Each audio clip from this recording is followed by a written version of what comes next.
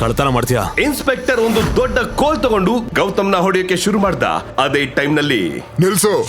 Sudden ಆಗಿ ಹಿಂದೆಯಿಂದ ಒಂದು ಖಡಕ್ ಧ್ವನಿ ಬಂತು.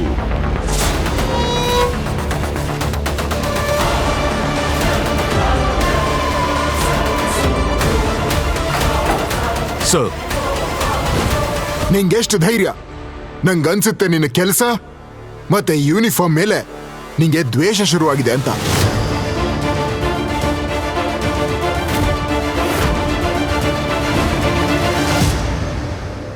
ಹುಕುಂ, ಇಲ್ಲಿ ನಿಮ್ಗೆ ಆಗಿರೋ ತೊಂದರೆಗೆ ನಾನ್ ಸಾರಿ ಕೇಳ್ತೀನಿ.